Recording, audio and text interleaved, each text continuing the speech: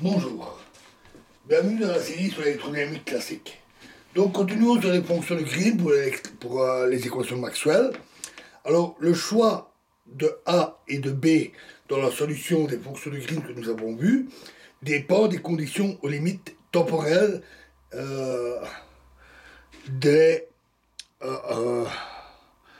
définissant le problème physique. Il est intuitivement évident que si une source initialement au repos entre en activité au temps t égale 0, la fonction de Green adéquate est le premier terme correspondant aux ondes divergentes. Si cette description est manifestement correcte, et en outre commode, elle n'est toutefois ni unique ni nécessaire.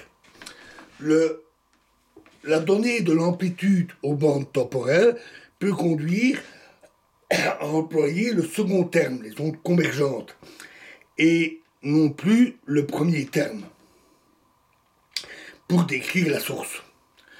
Pour comprendre les différences de comportement de GK+,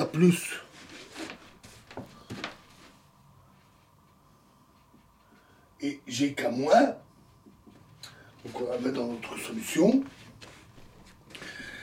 pour comprendre les différences de comportement dans le temps, nous devons construire les fonctions de Green temporelles qui leur sont associées. Celle-ci vérifie l'équation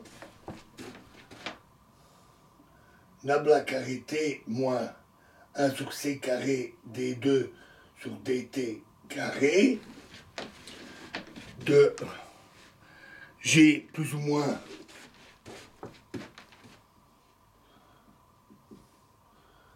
x t x prime t prime égale à moins 4 pi.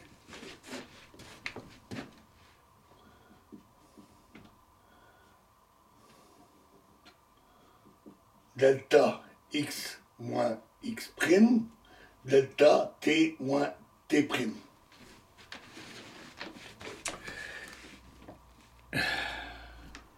Les expressions des transformés de Fourier qu'on avait utilisées montrent que le terme source est moins 4 pi delta x moins x prime fois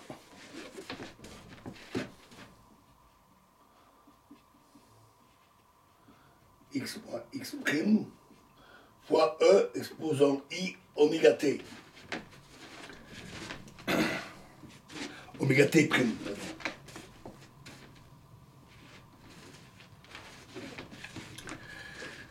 Les solutions sont donc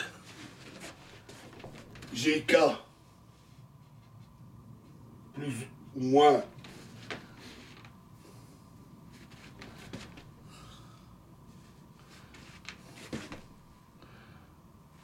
de R fois E exposant I oméga T prime.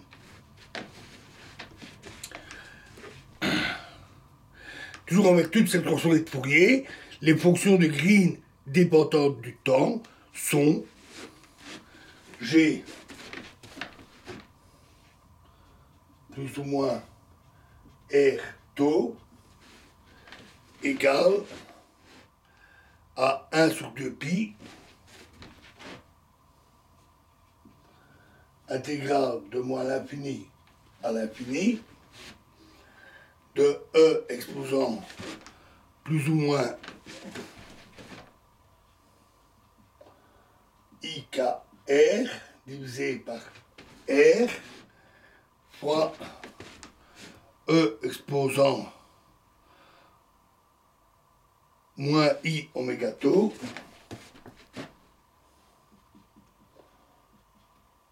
d oméga, où tau est égal à t moins t prime.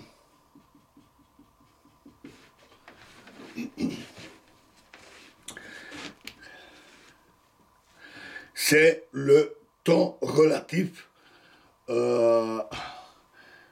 qui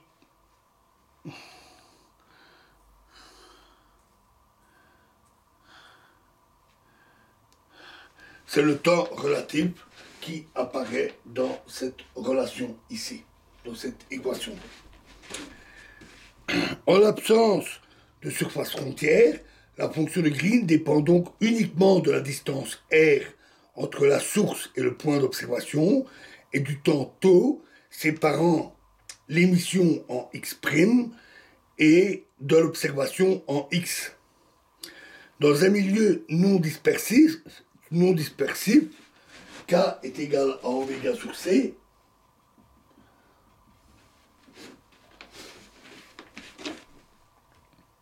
et l'intégrale ici est alors simplement une fonction delta. La fonction de Green les fonctions de Green sont ainsi G plus ou moins R tau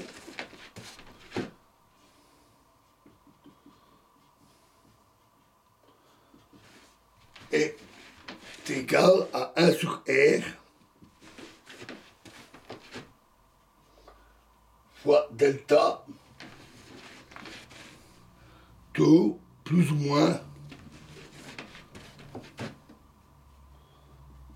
R sur C.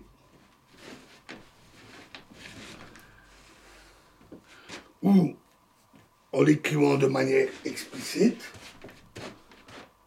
G plus ou moins de x t x' t' est égal à delta t' moins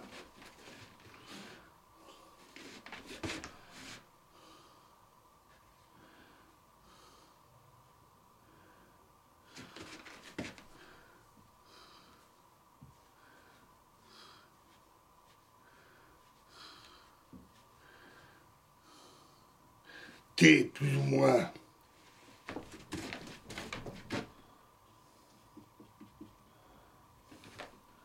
x moins x' sur C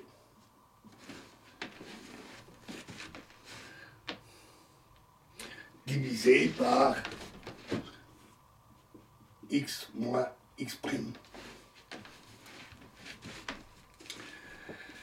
La fonction de Green G+, s'appelle la fonction de Green retardée, car elle décrit le comportement causal qui est associé à une perturbation périodique.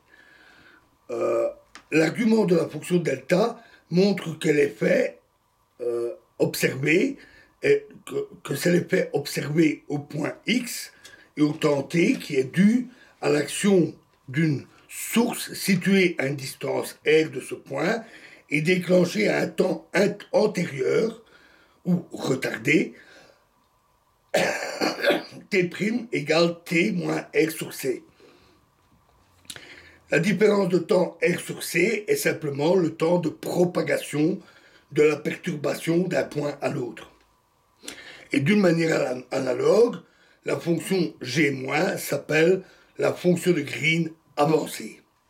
Voilà, et nous verrons la suite dans la prochaine vidéo. Je vous remercie.